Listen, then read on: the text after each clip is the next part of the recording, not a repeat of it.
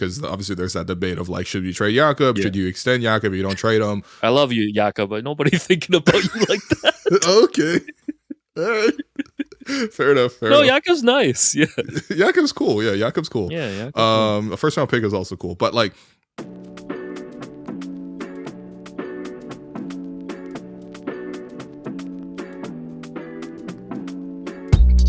hello and welcome. I'm your host, Wayne Liu. I'm joined by co-host Alex Wong. This is a Hello and Welcome podcast presented by Betway. Alex Wong, Raptors are 8 wins and I believe 26 losses on the season. What's going on with you, man?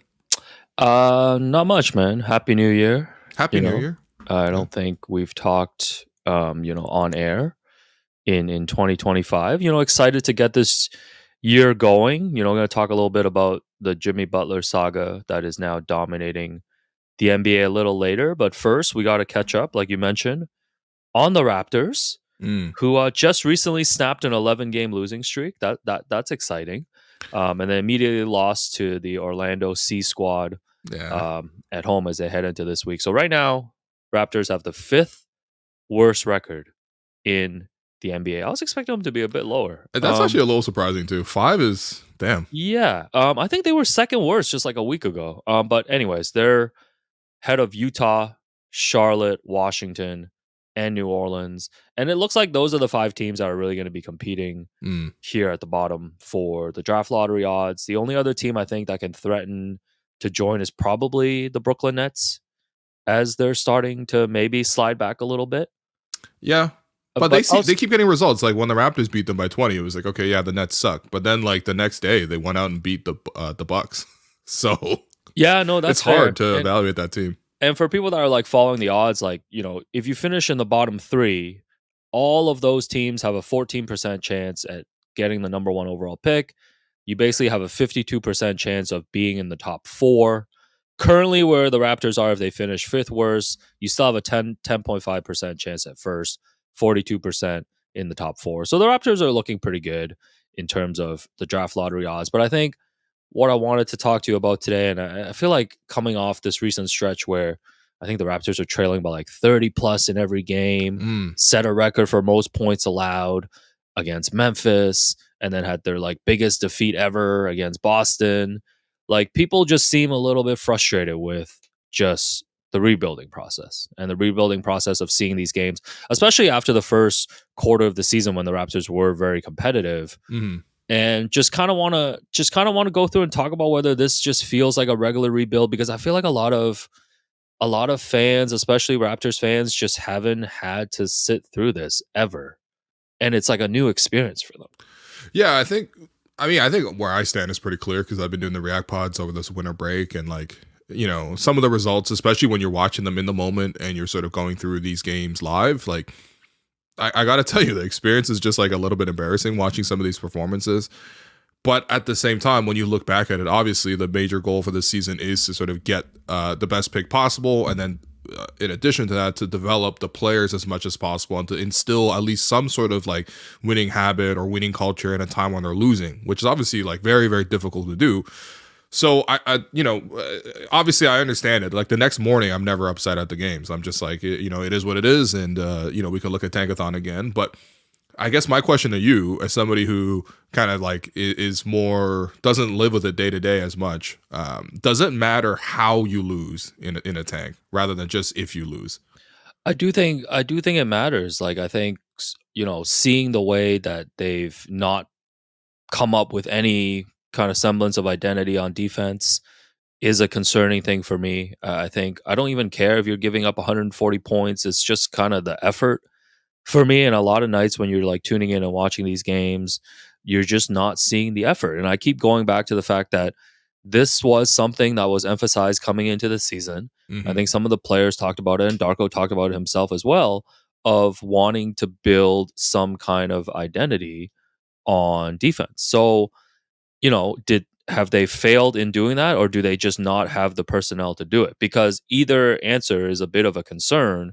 Yeah. And I think I'd be more concerned of the fact is if they're actually trying to instill these principles. And like we've seen, like coming off blowout losses, Darko's holding like 80-minute practices and then they go and give up like 150 plus points the next night. So like, and I think that's when the talk started. The first time we started hearing like, yo, should they fire Darko?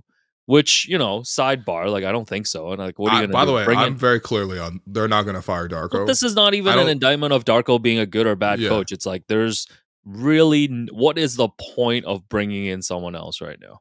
Well, that's exactly my thing, and that's also the other part is like you only get to fire so many coaches as a front office. And I do think that maybe looming over all of this is the fact that there is a change in ownership. Obviously, Rodgers is going to take over all of MLSE.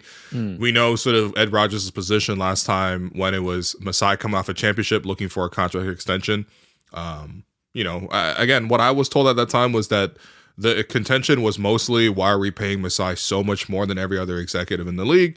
And so it was more a financial sort of play, but also at the same time, it's like, if there were already issues negotiating last time, I wonder sort of what it is going to be this time. Masai has obviously repeatedly said in public that, him and Ed are cool. Of course, you always say that about your boss.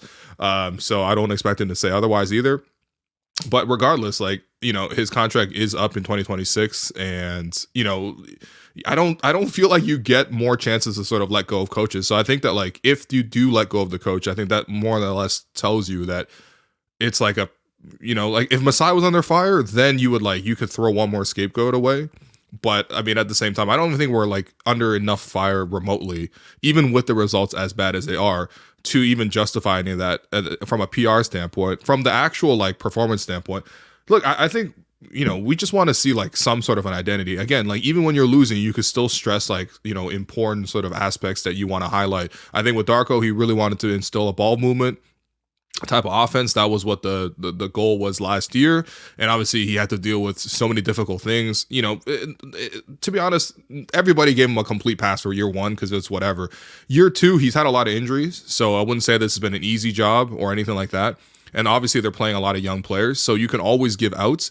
But I still think in the broader scope, for the best of what's I guess for Darko and also what's best for Masai, they do need to instill like some sort of identity around this team. Because again, like if you're tuning into the Raptor game, like what are the non-negotiables? Like what are they going to do? Like if you tune into the Magic game, they're going to defend no matter what. They could put like Corey Joseph, Trevelyan Queen, Caleb Houston out there, and they're going to still guard like crazy.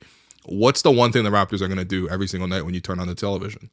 Yeah, and I think the thing for me too is like I don't like the idea of people saying that like just because they're using this season to try to like improve their draft odds and get a top pick, that like that you can't evaluate anything because it is like a lost season, right? Like I thought the whole point of this season was to get to the end of the year and really have a better idea of where all these players are at.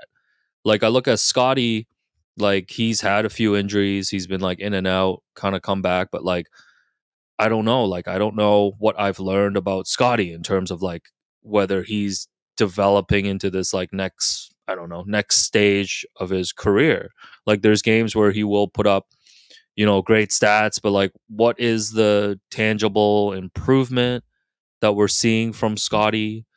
And also just like the rest of the roster too. Like I know the biggest caveat has been like, the Raptors have still never had like the fully healthy starting lineup. They've never had like Scotty, RJ and IQ playing together and stuff. But it's just like individually valuing these players. Like I'm not sure so far we're getting a lot of definitive answers on like, whether this rebuild can be accelerated because the players are now kind of ahead of the curve. Like it just seems like there's all these pieces here, but I'm not sure what we found out about them so far this season.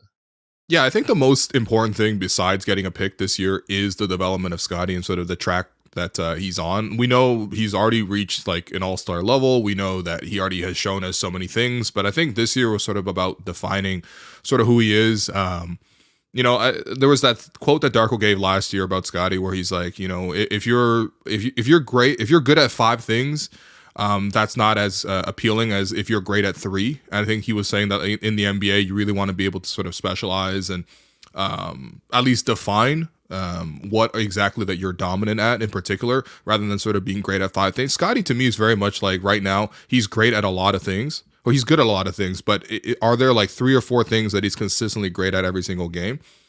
Right now, it's interesting because over the past month, we've seen him obviously encouraged to fire away from three. That has not necessarily resulted in great results both for him in terms of the success rate or the just the overall flow of the game. I think that became a big part of the frustration of some of those games was just like he didn't really make the right impact at the point guard position. Since then, since IQ's come back, he's sort of shifted now playing a forward position, and so I feel like he's looked a lot more comfortable there. It's still, to me, feels like the organization long term wants to push him to become a point forward or a point guard. Basically, the ball runs through him most of the time. But at the same time, it feels like, at least right now, where his skill set is, he's certainly more effective as a forward, catching, getting into position already, and then getting set up to score rather than sort of him creating and setting the table for everything. Hopefully over the course of the season we'll get a clearer picture, but I don't know, like, does that matter to you so much, like which sort of like side of the ball he plays on in terms of whether he's like the point guard or if he's the forward? Because Yeah, that feels like because what the theme of December was, at least for Scotty. well, because I just think like it matters towards like how you want to build this team. Like looking at like what are the things are required to put the pieces around them. Like obviously they've cleared the decks to make sure that they're building everything around him for now. And I think too it's like the organization it's been like it's like year 4 now for Scotty, and it feels like they're still kind of tinkering, figuring out what it's going to be. And it's like you only have so much time to like figure this stuff out too, right? Mm, Like I think about too when like Giannis first came into the league with like the Bucks, like they tried him as like a full-time point guard at one point, and they were kind of moving around before he settled into his role.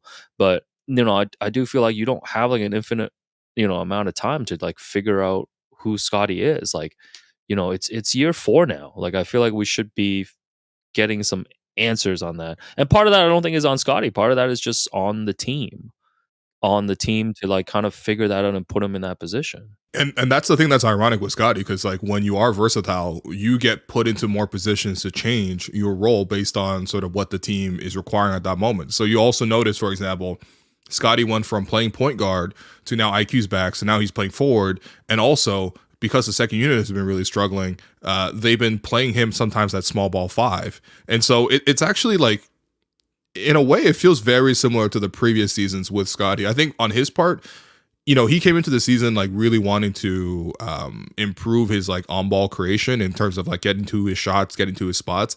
I'm actually seeing more of that, especially in the mid range. He's certainly like more eager to go there, especially in the past few weeks. The three ball wasn't working. Now that you got IQ back, he's playing closer to the rim. He's playing in the dunker. He's playing in the post. He's actively looking for those opportunities, and he looks comfortable because he's like way more aggressive, looking to score from those spots as compared to when he's operating from the top of the floor. But I mean, I think that like long term, maybe for the team, like it would be best just to know exactly where Scotty wants to play and also where he is most effective, just because that makes the rest of your team building like way easier rather than just sort of like, anticipating, I guess, like, and keeping all options open. That's the other thing too, is just like you are going to still evaluate IQ. You're still going to evaluate RJ. Hopefully we get to see them on the court as soon as like Monday when this pod drops. But yeah, I don't know. Like on paper, like again, like on paper, this team should not be an 8-win team. But at the same time, like defensively, they've been so inconsistent. And then also, of course, like recently, I just feel like the bottom's been dropping out and they're sort of tinkering around with what Scotty's doing. So it's just like the Raptors are kind of just still a very confusing mess, even though it's been like, 3 months of the season now. Yeah, but it's like it's weird too because like if you zoom out, like I think Grady's been encouraging. Like even Jacoby Walter has been encouraging. Like you can see these like different pieces and how they might kind of start fitting long Mm. term.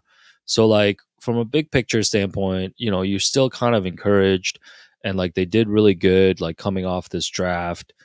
I think my other thing too is like, doesn't it feel kind of weird for a rebuilding team to have like 3 big contracts locked up? A little bit.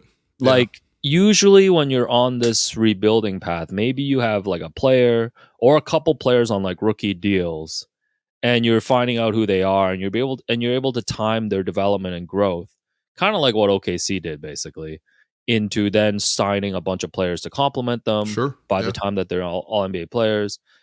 Whereas here, like we're working with 3 big contracts. Not that they can't be moved. Like, if you decide to move on from RJ, Yeah. or if you decide that quickly is not your guy, but I don't know if that takes away from their flexibility of like just trying to figure out what this rebuild is. Well, I mean, that's the thing that's interesting too, right? Because based on the way that they rebuilt last year through trading Pascal, trading OG, like it's weird because those two trades kind of pointed at two different directions. The Pascal trade was very much for like just future picks and no pretty much immediate value. Like obviously Bruce Brown came back as the main like salary there, but like We Jordan got Nwora, a Cowboy back. yeah, we got a Cowboy back. Yeah, I mean he's been actually okay. Rival teams just call us. Second round pick will get it done for you right now. But like we didn't really get value in the immediate. We got value in the picks, right? And I think that in the OG trade, clearly the value was in getting players back in sort of return. And of course, like this is not like an entirely like it's not an infinite market where there's like a bunch of people willing to sell, different sort of prices to you and stuff like that. We're talking about 29 teams, maybe only a fraction of those are actually interested in OG at that particular time. Seems like OG was sort of destined to go to New York based on the agent connections and things like that. So I think New York was kind of in the driver's seat in terms of what to offer Toronto in that situation. And obviously New York really wanted to dictate offering some of those players, and IQ they wanted to re-sign at the start of last year. They couldn't agree to a number, so obviously he was on a trading block. RJ at that point, was the big salary to sort of match any sort of trades. But regardless, like the OG trade suggested that they wanted a short rebuild, and the Pascal trade suggested they wanted a long rebuild. I don't know, like when you're watching, did Bobby do one deal and Masai do another? No, it's just what I mean. Like it is a little bit strange. Do we want to do a short rebuild or a long rebuild? Because again, when you hear the broadcast and when shouts to Matt, but like we know Matt obviously talks a lot to the front office, something like that too. Like it sounds like he's had a couple times now that like this year we're bad, but we got a top pick and we bounce right back next year. And I'm like, are we bouncing back next year or not? I don't think it's happening that quick, man. And like I think too, like just by looking at the roster, and I was looking at some of the teams that have bounced back now and are kind of at the top of the standings, just trying to look at like how long these rebuilds usually take and like what paths might be available based on where the Raptors are at. Like, you look at Cleveland, like after LeBron abandoned them for the second time, LeBron really just goes home. And then it's like, yeah, man, I'm taking off again. Yep. I traded all your first round picks. I'm gone. Yeah, I don't want to play with Colin Sexton. After he leaves the second time, they win 19, 19, and 22 games. Yep. The next 3 seasons. But during that stretch, they draft Darius Garland and Evan Mobley. Mm-hmm. And they're really smart in the trade market. Hey, man, don't forget Isaac Okoro, all right? Oh, man, I definitely skipped him. So, and then they got into that, one of the 7 James Harden deals that's happened the last 4 years and got Jared Allen. Right, for free, basically. Yeah, for free. Like and then obviously swung and got the Donovan Mitchell deal done with Utah. So it took like a 3-year process for them. And it's like a combination of drafting and being really shrewd in trade, because this is their big 4. Yeah. Like they have their big 4 now, obviously best team in the league right now. And they've been a 45, 50 plus win team the last 3 seasons.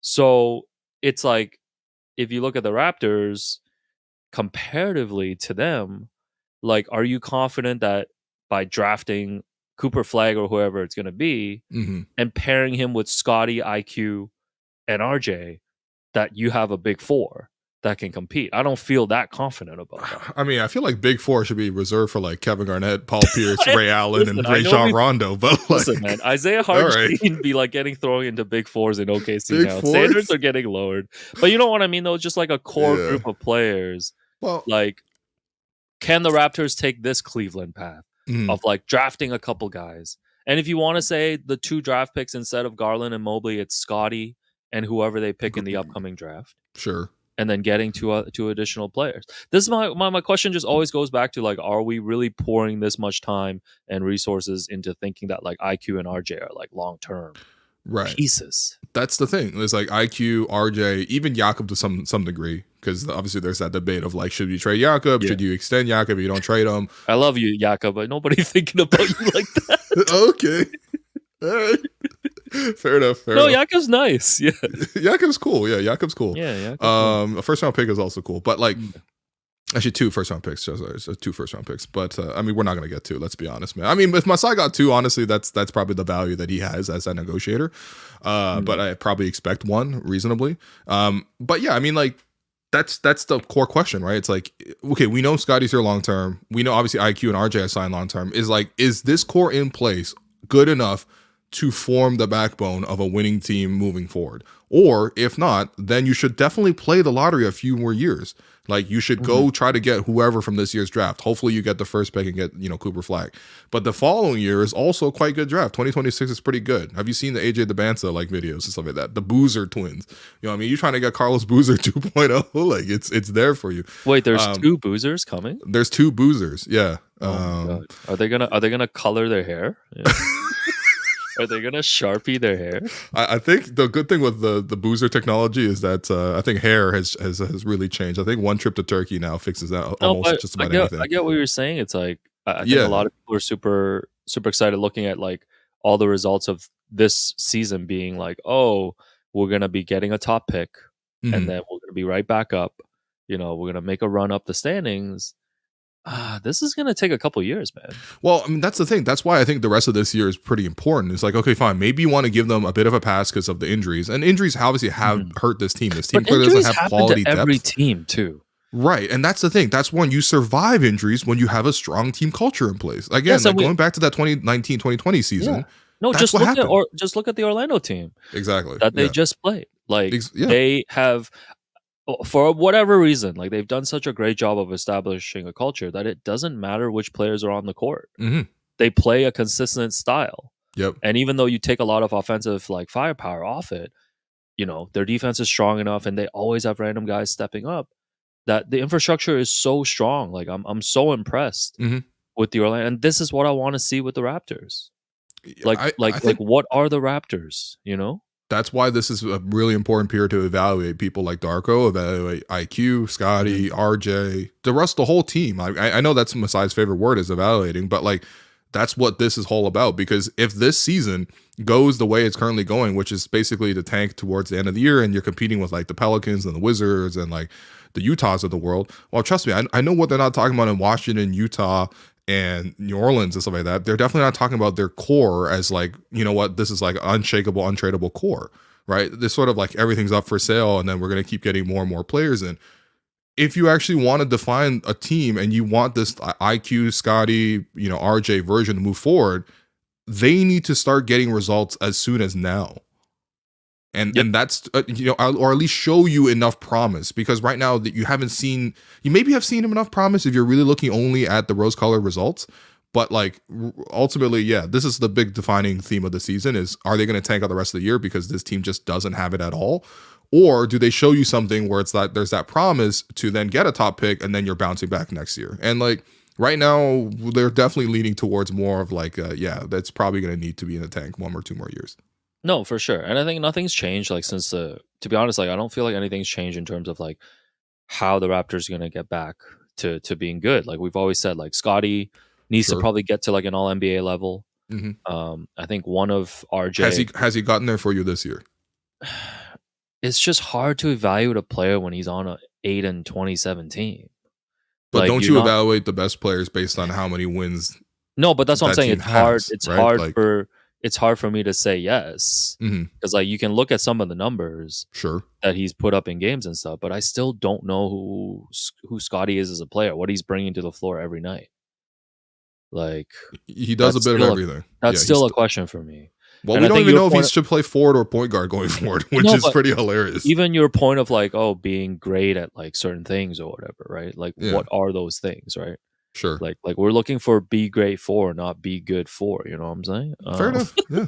Oh wow. Okay. I like this. Okay. Just shaking off the rust. No, but it's like the Raptors still need to nail next couple drafts. Like they need guys like Grady and Jacoby Walter to just like establish themselves, become like above average players, maybe like starters in this league. Is there star potential with either of those guys for you? Starter potential. But starter potential, but not star potential? I don't know about star potential. Yeah. Okay. I mean, it's too early to say about Jacoby. No, it is. I think his offensive game has been a lot more impressive than maybe what it's been like advertised. He looks really calm for a rookie. Yeah. Which I love that trait. Yeah. Yeah. Like he's got his little like quirky moves too. Like, he got a lot of he knows how to draw like fouls and all that stuff. Yeah. No, the offense seems a lot better than what was like being advertised, but sure. Way too early to say star. But then like the Raptors also have to like win a few trades and like Yeah. accumulate a bit more assets. It's like Well, what that about that? What Pacers about pick. that Jalen McDaniels trade, man? We got Yeah, Davion, yeah. But Jamal Shed. Jamal Shed was a nice pickup. Davion Mitchell be crashing out here and there. He does be crashing out. On the court and on social media. He also does want to do every media interview possible. Like he's Yeah. crashing like every single opportunity. Yeah, but it can't just be straight up like, yo, we're just gonna get this 1 draft pick or 2 draft picks. Like the rebuilding has to be more dynamic than that, right? Well, like you got to accumulate assets, you got to swing a few deals, like get extra draft picks in, or like all that stuff. Well, that's where for me is just like you gotta have like a culture or something in place for the young player to walk into. The young player is not just instantly going to change your whole life. Like we're talking, even if it's Cooper Flag, who's like, really, really talented and really competitive. What other examples of like a 18-year-old coming into a team is changing? You know what I mean? Like even a rookie is different because we've seen like a Tim Duncan obviously have a huge impact as a rookie year, or like Magic Johnson having a huge impact. Those guys played like 3-4 years in college. Yeah. No, and they were like fully grown at that point. These things take time, and it's like it's weird too. Like when Scotty first came in, like he fit into a role that the team had around him. That was supposed to be the plan. Is like he was going to fit into this environment, right, with these guys who'd won a championship, and like they were just going to grow together. Obviously, that didn't work out. Sure, but like you ideally hope the next rookie that comes in has that environment, and the Raptors don't have that environment right now. I guess that's kind of the thing. It's like they actually did try the short rebuild, like and I guess they already did that. I just think it's just more like for fans to know. Like the more I think about it, like it's just gonna take a little bit. Like it's gonna take a couple of years, and it's possible it takes a couple of years and it still goes nowhere. Well, that's no one knows what the future holds, but that's why you launch a Raptors centric podcast during the middle of a rebuild. Anyways, I don't know if you know, but at the start of the season we were talking about over unders. Yes, and I believe the Raptors were at 30.5 wins, and you ever the optimist, took the over. You were like, man, look at this team. We don't play Marquise Williams anymore. That's not a guy. Jonte Porter's gone. Okay. Like this team is a 500 squad to me, man. Can't believe the disrespect. I thought they were like a 36 win team. I'm not gonna lie. Yeah, which is wild. Anyways, the Raptors adjusted over under is now 22.5 wins. Okay. They're at 8 wins right now. So you have a chance now to pick your new adjusted over under 22.5 wins. That's a hard under for me.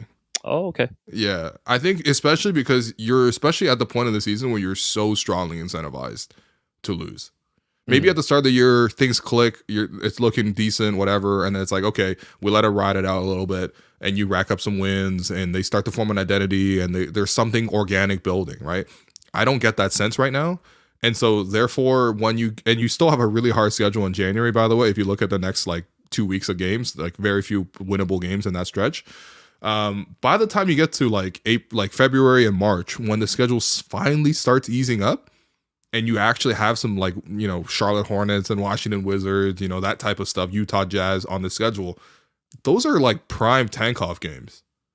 So, but when you get to that point, you might as well do it. And we've seen the Raptors pivot midseason into tanks, which we obviously saw with Tampa. So, yeah, I think it's a clear under for me at this point, which is crazy because, again, like I thought this team had the quality to maybe be like, a semi-competitive, like win 2 out of every 5 games type of team. And they can't even do that. So, yeah, I mean, at this point, they're incentivized to lose. So I'm definitely taking the under. Yeah, so the under is 1.74 odd on Betway. So make sure you hit the QR code below and check out all your basketball betting odds needs at Betway.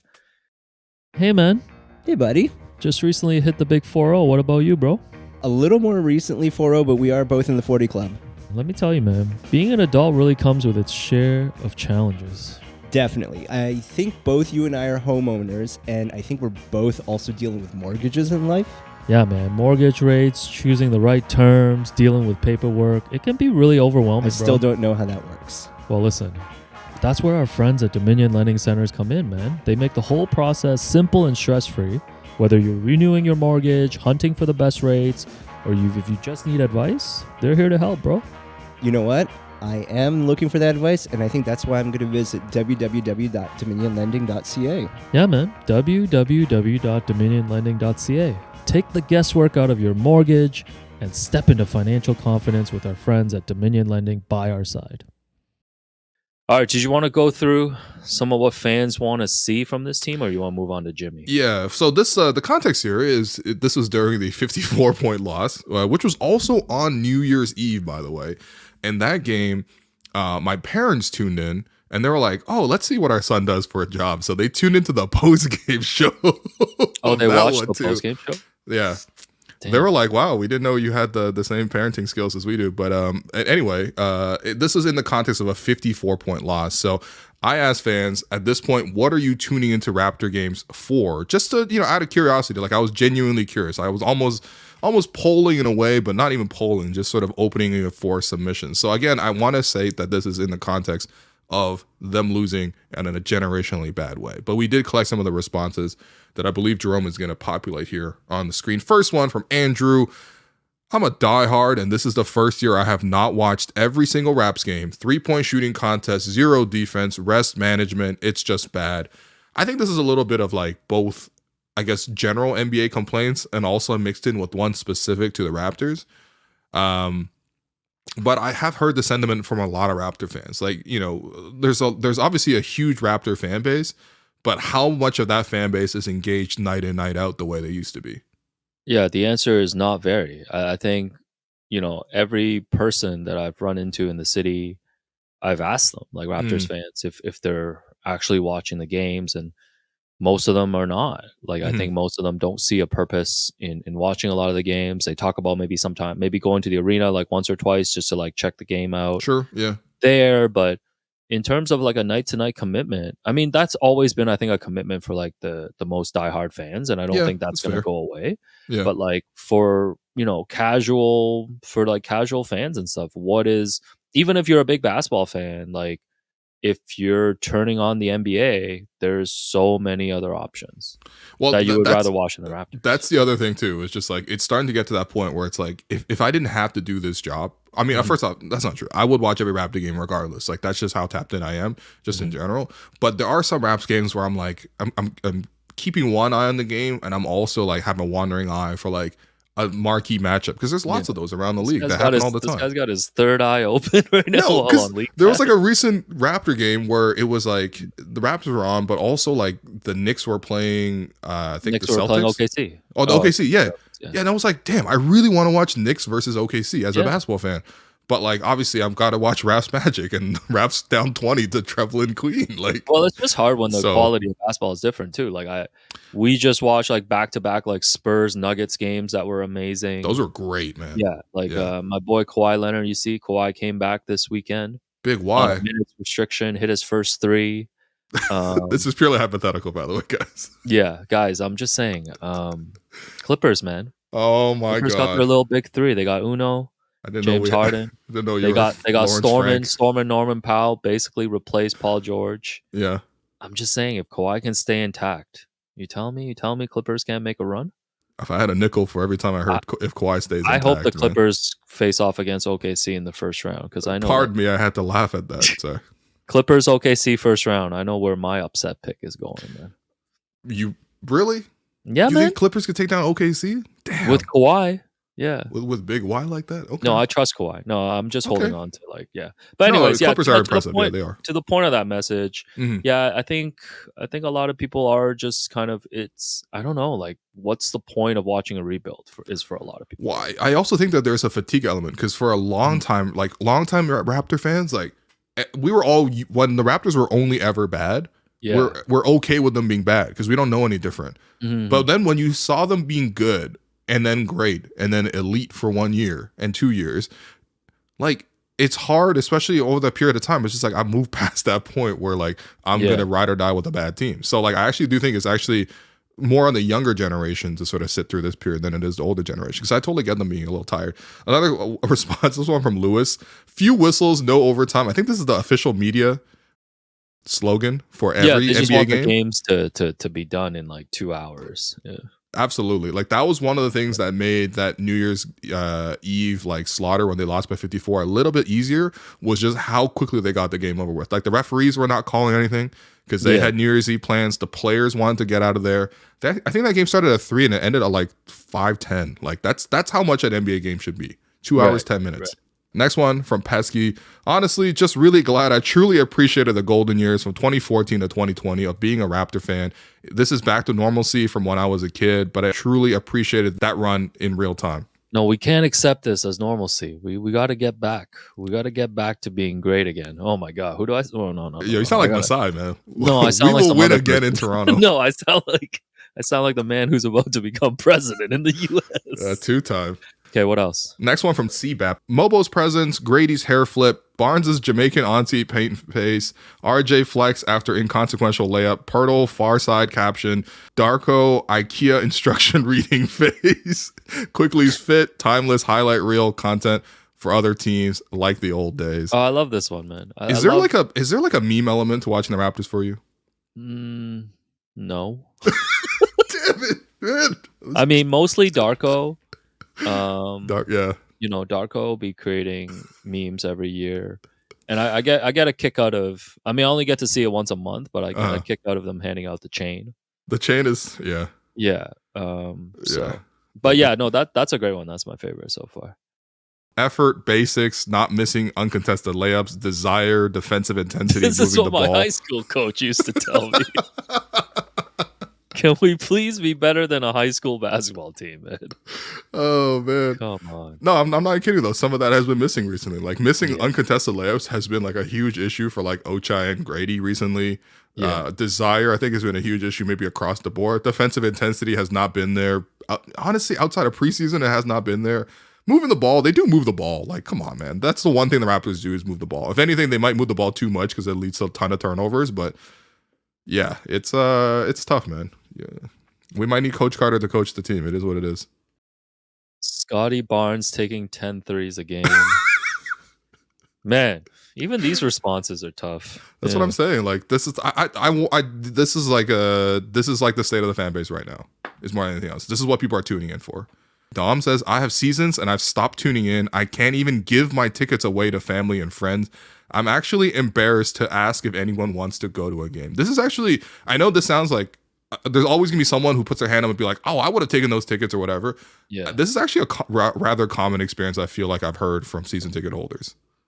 Yeah, for sure. Like, I think we know season ticket holders like personally too, who've been trying to give away tickets or like sell tickets. Like, I just think, like the time commitment that you need to actually go to the arena, to go watch a game, and to go watch a product that you know is not good right now. Like, I don't know what the incentives are right now to go and watch a game. I mean, taking your kids or taking your nephews like for an experience is still going to be a thing. Sure. But if you're just an adult, you know, I don't know, like you have other things to do. You're just an adult. No, but like, what's the incentive of actually going to a game? Yo, you talk about the Raptors like it's like Wonderland or something. You should take your kids, but are you going to go as an better adult? Things to do. Like, there's just better things to do. Yeah, so. I mean, I feel like they're also not necessarily incentivizing the experience. Like, you know what I mean? Like, I feel like it's not like the tickets are, for example, so cheap that like more fans want to go to. Yeah. I also don't feel like there's enough like rewards inside the arena. Like, obviously they do giveaways and stuff like that. That's all sponsored. You know, they're not paying to give away most of those things. Sure. But like, yeah, it's like, you know. No, you can dress up all you want. The only thing you can sell is a winning product. Well, in sports, you're either selling winning or hope. Yeah. That's what I was actually watching the Raptors Delight, and there was the doc that Sportsnet was putting together, and they were interviewing John Bitov Jr. And one of the lines he said was, "You're either selling in sports, you're either selling winning or hope." And damn, man, that's in the new feature, my new Scotty Barnes feature too. Did I steal that from him? Oh, word! That's kind of fire. So what is it? Are we selling hope? Are you buying hope right now? As fans, are you buying hope? Are you buying? Well, you're certainly not buying winning because when a team is straight up telling you that they're not trying to win this year and they just want the lottery balls, like they're not selling. They're asking you to wait. They're literally just asking you to wait and be patient. There's not a secret third option. Okay, you're either selling hope or you're selling winning. They're selling neither. You know what they're selling this year? They're selling nostalgia. They're selling. Oh, They're selling yikes. 30th. They're selling 30th anniversary. Yeah. And listen, love the open gym episodes. Love Mm, these documentaries that are coming out. But like, yeah. how much interest does that really sustain? Yeah. Well, in the words of the late great deceased Eric Adler, nostalgia is only useful when you're selling something. Yeah. Oh my god. No, but it's true, and it's Industry like talk. no, it's like we can do so much of that. I mean, we're doing some of that nostalgia, like doing like Oh championship yeah. react pods, Right. and things like that. But Well, there, we're it's all asking the same question. but What there's can we nothing sell to with sell. this There's season? nothing to sell in the present right now. Is the thing. Like, there's just nothing to sell in the present. So All right. I don't know. What about the rest of the league? Before we get back to the show, we just want to let you know that this podcast is proudly brought to you by Tangerine. Tangerine is the official bank of Hello and Welcome, the Toronto Raptors, WNBA, and the NBA. Yeah, man, and fans are at the core of everything that Tangerine does, and they're not just fans of basketball, they're fans of fans, right? And Will, I know you know what it's like to be a fan. You're a fan who's got a nickname for every starter. You're a fan who's 5 inches from the screen when the game is on. You're a fan who'll show up to Jurassic Park in a blizzard to cheer on your team. They call me Fan Ho Park. No, that's what Tangerine is all about. Fans of fans. Yeah, no, absolutely. And if you're hearing this, there's no doubting your commitment. And fans like you are at the heart of what makes this game special. That's why for the Raptors' 30th anniversary, Tangerine is shining a light on you, the fans, and celebrating the passion that you bring to the stands, because this is how we fan. To learn more about Tangerine's basketball partnerships, head to tangerine.ca/basketball. Now let's get back to the show. All right. The news dominating the NBA right now is our boy Jimmy B out in Miami has been suspended 7 games. Basically, the Heat told him to go home. We're going to find a trade partner for you. So here's how we got here. After the Heat lost to the Celtics in the first round last season, Jimmy, who was hurt, said that it would have been different. The series would have gone different if he was healthy, to which Pat Riley in his season-ending press conference said, if you're not on the court, you should just shut the hell up, basically, is what he said. Directed that at Jimmy. Get off my lawn. The Heat passed on a chance this summer to extend Jimmy. They could have signed him to an extra 2 years, $113 million. And by all accounts, Jimmy wanted to stay in Miami. And then recently, Shams reported that Jimmy wanted out and had preferred destinations, including Golden State, Houston, and Phoenix, followed by Miami putting out a statement saying, no, we're not trading Jimmy. During this time, Jimmy was away from the team with sickness. And then he finally came back. And then after a game against New Orleans this week, he said that he just wants to get his joy back. And when he was asked whether he could get it back in Miami, he said no. That's when the Heat suspended him. And that's when Shams followed up with a report that Jimmy has now requested a trade and is willing to go anywhere, anywhere in the NBA. So yeah, that's where we're at, Will. Was the Jimmy Butler Miami era a success? Absolutely. Are you kidding me? What? They went to the finals twice. They had such memorable moments. They beat pretty much everyone in the East in that time. Like, they beat all the East contenders in that time. Whether that was like pretenders like Philadelphia or like real contenders like Boston. Who else did they beat? Milwaukee several they had a times. Rivalry with. Like I feel like that era, like, they really did a really great job. I know regular season wise, like, they didn't get the results and they weren't night in, night out, but in the playoffs, man, the playoff Jimmy was a real thing. Like, even when Jimmy says, like, if I was healthy, it would have been different. Maybe it's a bit of annoying to hear, but like, I totally see where he comes from, because, they had stood toe to toe against the teams like the Boston Celtics. So I think honestly, Jimmy in Miami was a huge success. I think for him, it's understandable in the sense that, like, if you're not going to extend me and you're not going to want to, like, coalesce to my trade demands, then a man's just going to be upset, because, like, clearly the future is not really there for him in Miami. And we also know from Jimmy's past experience, it's not the first time Jimmy's crashed out. Like, Jimmy's had several crash outs, man. We got the 3 alphas era. We got obviously the Minnesota, like, call Rachel Nichols after taking the third stringers to beat, the rest of the team era. We got the Philadelphia era, crashing out with Brett Brown. Like, this is what he does. When he's going to leave, he's going to crash out. So, like, it's up to you at that point to manage. And I feel like with Pat, like, he's definitely old school. He's literally the definition of old school. He's one of the oldest executives in sports, but, like, obviously he's got the resume to back that up. But, like, you're not going to be able to sort of play this tough guy act. Like, he's trying to play the tough guy act with, like, LeBron. Brown was like, cool, I'll just leave. And obviously Jimmy's not prime LeBron coming off of, like, 2 championships and 4 straight finals appearances. but Jimmy still has lots of clout around the league. Lots of teams can really use Jimmy, and quite frankly, there's not other like huge names at least available on the market like Jimmy. So yeah, I mean, more than anything else, it's just kind of funny seeing him and also his agent with Bernie Lee also like going out there and flaming Shams. Like clearly, meanwhile, that like pretty much everything Shams reported was already accurate in the first place. Yeah, I guess this is like the most obvious thing coming for the season was that Jimmy was going to crash out because Miami didn't want to pay him.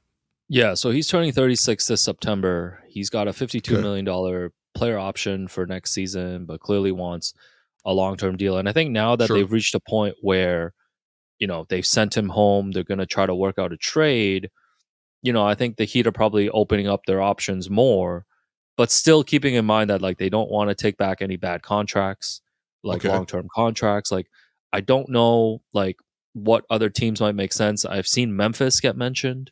Memphis has been really hot recently. Yeah, apparently the odds shifted towards Memphis. Yeah. I still think like a Houston or Golden State does make sense. Sure. I tried to do a deal to send Jimmy to Cleveland, but it just involves them throwing in like all of their role players. Oh, word! So it's I don't like think Max Strus 2.0. You ready to I don't Max think Strus Miami's again? looking for a reunion with Max Strus while also adding George's Niang. Oh, don't forget about Dean Wade. Yeah, if Jesus paying LeBron, I'm literally paying Dean Wade now. Dean Wade is also in the trade.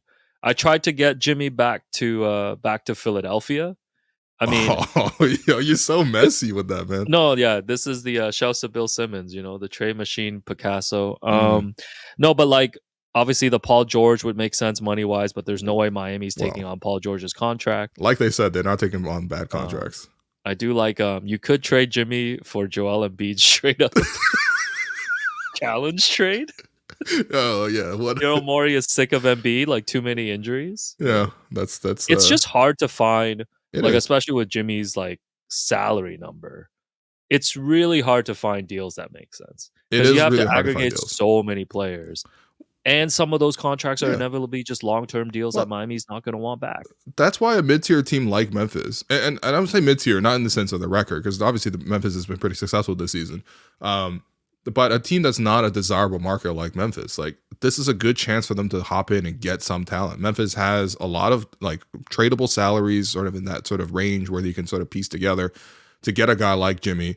They're not that appealing, but at the same time, Jimmy's clearly like you have to sell him by the trade deadline because he's clearly not going to stick with the situation long term, and he's going to create so much issues for you that you're literally willing to suspend him. You're saying like I'd rather Jimmy not play for me then cause more problems on the court. Like he was on the court taking one-legged threes.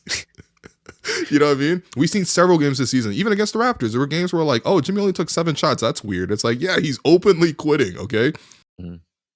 Yeah. I just think for Jimmy, like Memphis, actually, I do like that as a scenario, but I think that at that point, Jimmy has to be like completely honest about I can go anywhere. You know what I mean? Like because originally there was a list of like teams that you prefer to go to. Like I think Dallas maybe was on that list. Yeah, and Dallas Phoenix was on it. Golden State, Phoenix, and Houston, basically. Yeah, which is like okay, those are like pretty relatively ideal situations. Like we've seen free agents go there in the past. Memphis is not one of those type of teams. Yeah. But at the same time, if Jimmy wants out that badly, I actually like that fit quite a bit for them because like what they've needed is sort of that like big wing defender, basically like a Dylan Brooks, but like a good version of Dylan Brooks. Even they would even take Houston Rockets Dylan Brooks back in Memphis, I feel like. But yeah, I feel like Jimmy could really add to that Memphis team. Denver is another option too, if the Heat were interested in the great Michael Porter Jr. Yeah.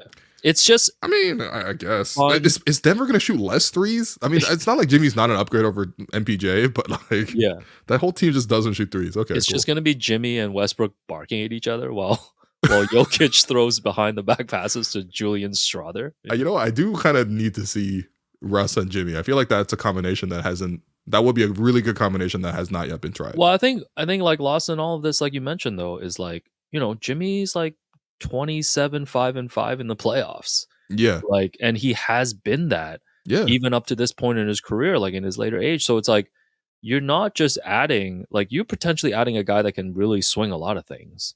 For sure. In wherever you go. So like, especially Memphis. Every time we see Memphis in the playoffs, Memphis has great regular season. When they get to the playoffs, they start playing like idiots. They get really shook. So I think Jimmy, you could sell me Jimmy on any team.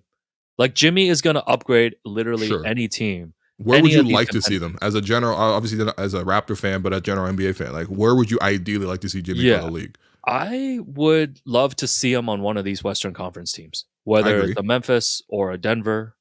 I think it would really shake up the Western Conference because, like, right now you've got OKC as the favorite, and then you've got these bunch of other teams that are competing. I think Yeah. if one of those teams lands Jimmy, I think they're right up there.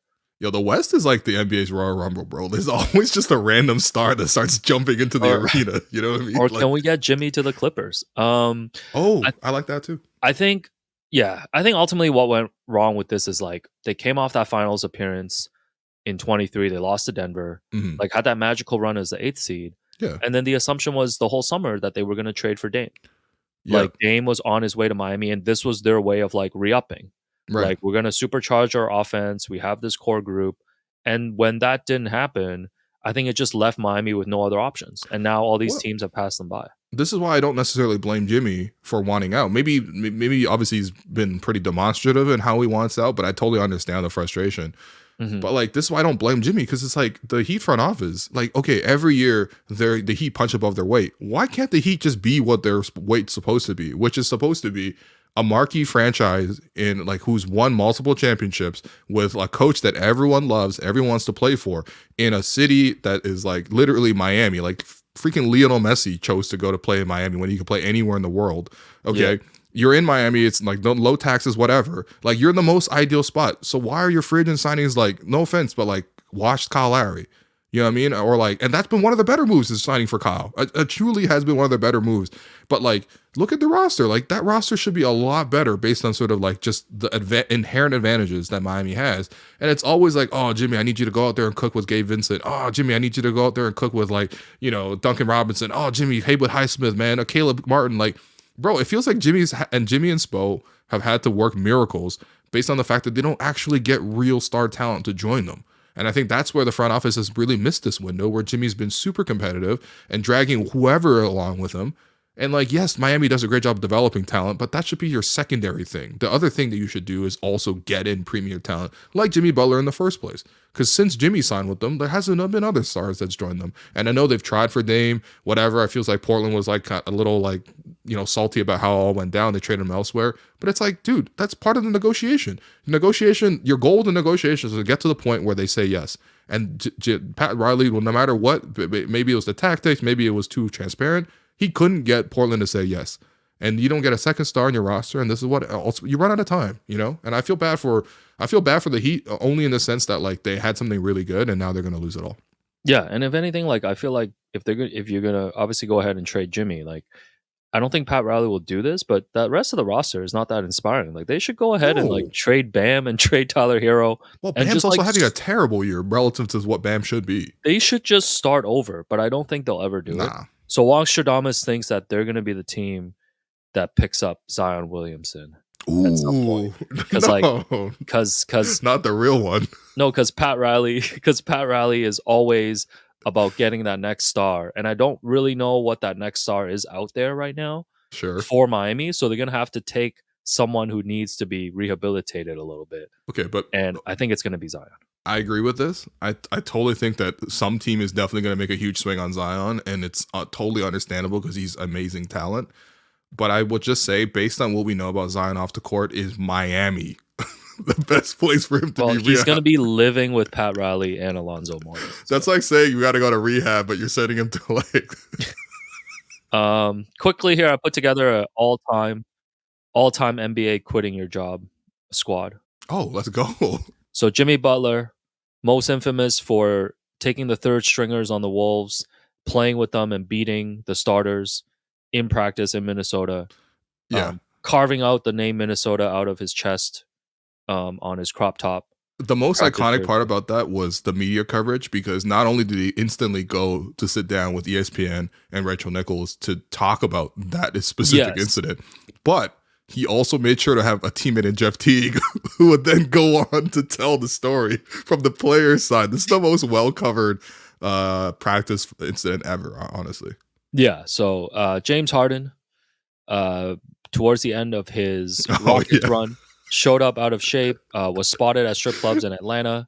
Bro, Wow. the fat suit was killing me, man. During COVID, where people were still, being asked to kind of stay at home. Yeah, sure.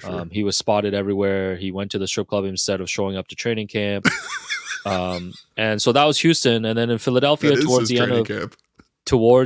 end of his run in Philadelphia, turned the entire China against Daryl Morey.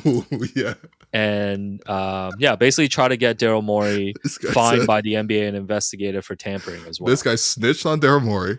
Okay, he tried to start World War III between U.S. and China. There's already enough tensions. With James Harden, you didn't need to throw your bottles of Uno into this. Okay. Yeah. Got to throw Vince Carter in here. On his way out of Toronto, said that he was going to stop dunking. And a bunch of other stuff. Well, I mean, we've covered it so many times, but he went from like a 25 per game point scorer to like a 10, 12, 15 point per game scorer. Yeah, throwing Shaquille O'Neal in here as well. Okay. Towards the end of his Lakers run, he was basically hurt the whole summer. I believe this was like a foot or toe injury. Sure. It's a real big toe. And he basically waited till preseason to get surgery and missed the first half of the season. And he said that if I get hurt on company time, I'm getting surgery on company time. Which ordinarily I would agree with, but yeah. That ruined their chance at a 4-peat. Because he basically decided to sit out the first half of the season. They were like below 500 all year and ended up losing in the second round to the Spurs.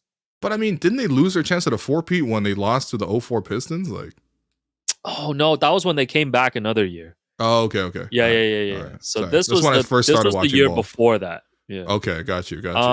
Honorable mentions. Kyrie Irving. I don't know if you remember when the Cavs were trying to trade him. Well, I'm just thinking like he threatened the Cavs that he was going to have surgery and miss the season if they. He said, "I'm going to cut my knee open if you don't trade me." Yeah. Anthony Davis wearing a "That's All Folks" shirt. His final game in New Orleans. That is pretty hilarious. That season they were playing AD like only first halves or something like that. Yeah. If you look at his basketball reference page, that year is super weird for him. But the Kyrie thing is funny because you could have also mentioned the Kyrie what happened in Brooklyn too. So. Oh yeah, Kyrie in Brooklyn was just more of a medical issue of him, refusing to take the vaccine. There's the vaccine portion. There's the other portion. Yeah. Oh yeah. And then Ben Simmons as well showed up to Sixers camp just to collect checks. A cheeseburger fell out of his pocket. Yeah, had a phone and a cheeseburger in his pocket. And then Doc Rivers, I think, eventually just sent him home. Doc Rivers like, just leave. That's the thing. That's the whole goal with demanding a trade is you got to be so unbearable. You got to create a situation that's so toxic that the other person says, just leave. And they agree to what you want in the first place, which is you wanted to leave. Well, and that's the common denominator with all of these trade demands. There's an art to requesting a trade.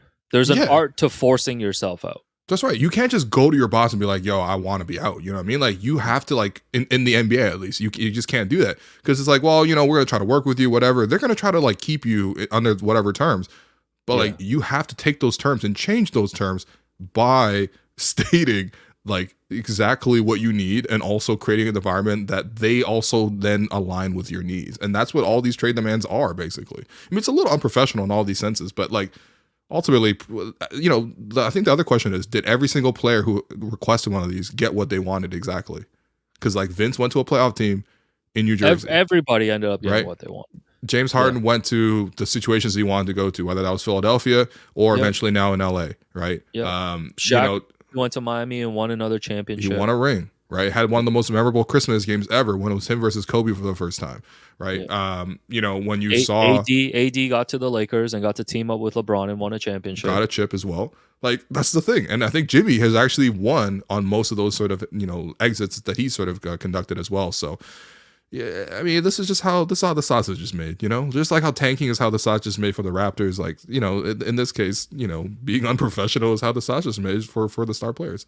All right. Where's Jimmy going to be? Your prediction? I'm going to say Memphis. That just makes a lot of sense. It just needs him to agree to sign long-term in Memphis, but I like that fit a lot. I'm going to go with the Denver Nuggets. Yeah. Ooh.